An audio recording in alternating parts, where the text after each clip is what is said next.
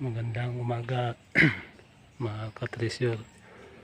Dito tayo ngayon sa isang area na kung saan ay nakunan ng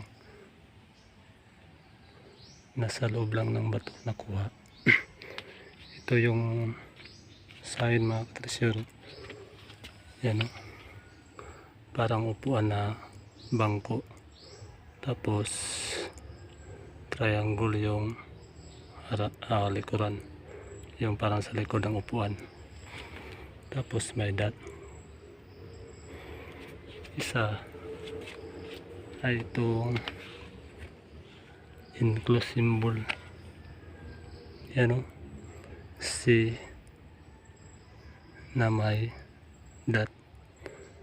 Tapos parang mata na rin yan na nakatingin doon.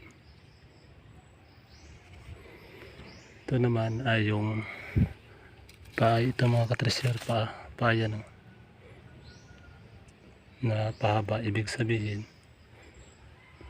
paa na paliko siya. Sa sapa na yan ay paliko doon. Bali tatlo to mga katresyor ang laman. Ito yung unahin natin, naka-indicate din yan na treasure enclosed kasi yung butas niya ay nagsi yung dot. 1, 2, 3, 4, 5, 6, 7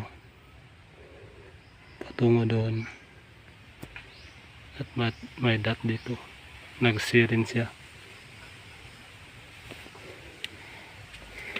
At dyan nakaharap sa malaking bato na yan. Tingnan natin dun, lapitan natin.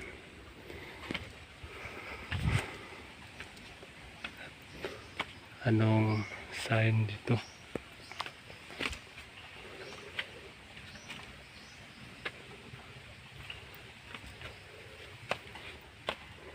Ito mga katresyor, dito sa malaking bato ay mayroong enclosed symbol siya na may dot rin.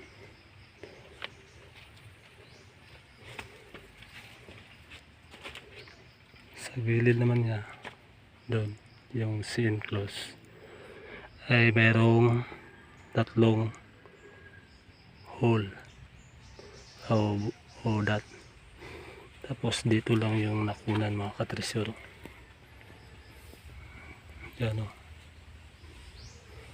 yan yung butas. Siguro dito may cover ito. Ito naman ay may indication ng enclosed treasure. Yan o, yan, parang mata na rin yan na parang mata na nakatingin dito.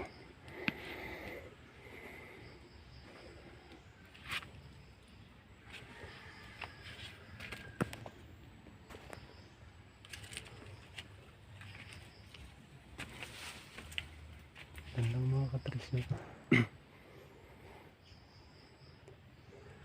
Nakunan yan ang nasa loob ang bato. Ito namang isa ang hahanapin natin. Ito ang pointing nito ay meron siyang indication na paa pababa patungo doon. Puntahan naman natin doon.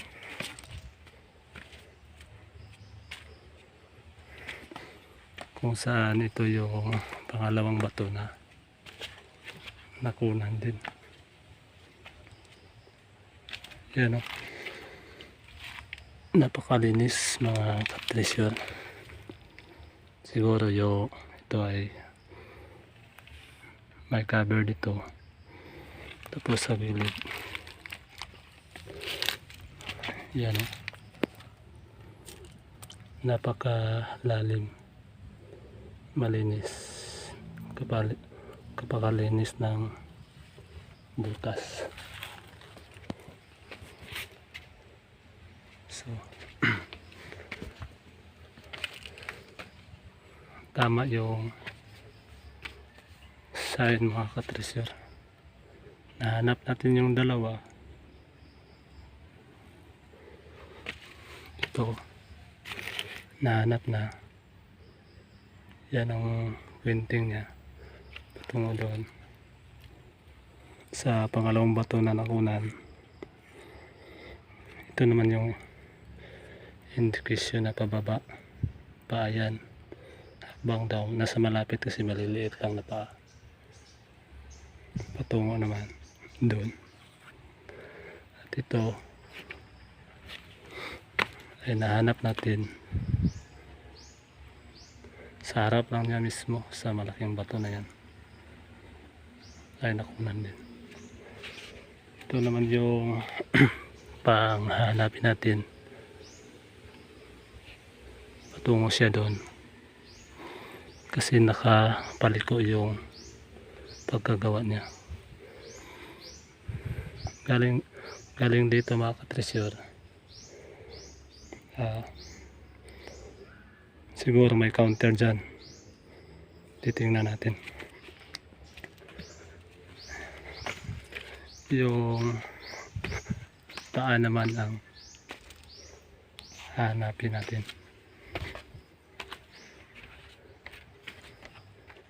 Yung paa ay baliko, tulad din ng sapa. Yan o, baliko dyan dito. Siguro may counter to dito.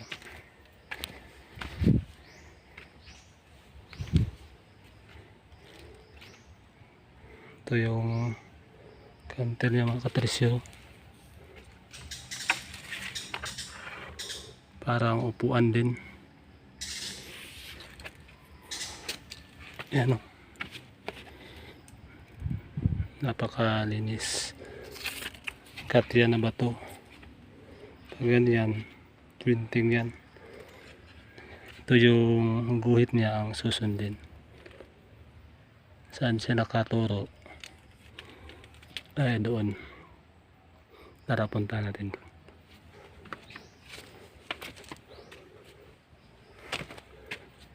So ganito yung paghahanap mga katreasure. Gawin yung tricky ang paghahanap kasi laging ganon ang paglagay nila. Mayroong tricks, wag nyong simplihan. Laging ganon talaga, tricks yung ginagawa ng paglibing upang sa ganon ay medyo mahirap siyang mahanap.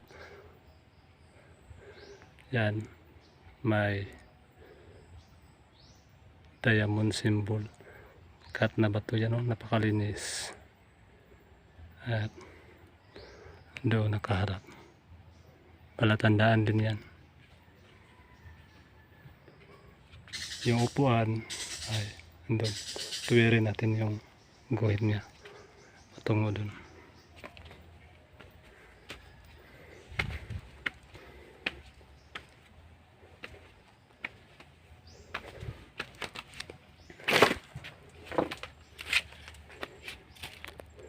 Ito yung tinuturo ng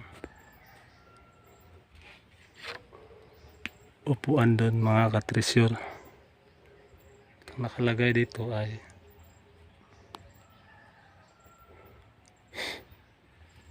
kanji, symbol ng puno.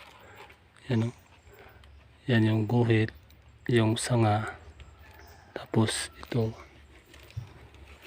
yung katawan, tapos yung gamot naman niya ito, tapos ito. Hindi lang nila ginuhit ng maayos para hindi halata, pero puno yan.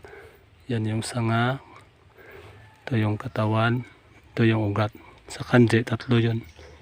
Dapat ganun, pero doon na ilagay yung isa. para hindi masyadong mabasa ng walang alam. At yung nilagay naman ay itong dot ay indication ng item.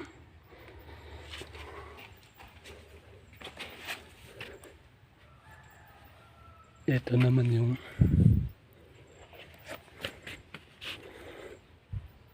turo.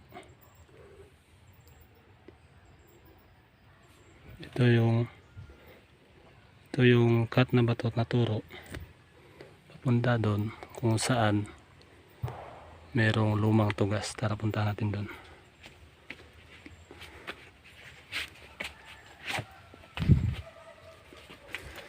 Laging ganun mga kapaksyon. Tricky talaga.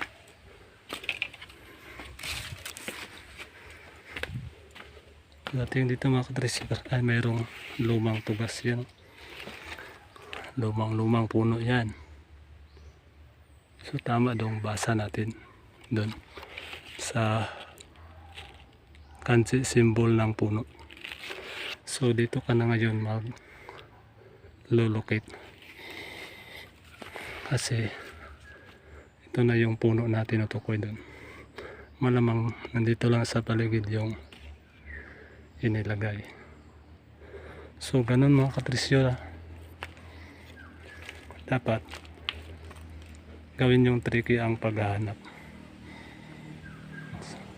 para kasi ginawan lang yun para maging tricky yan, para mahirap hanapin.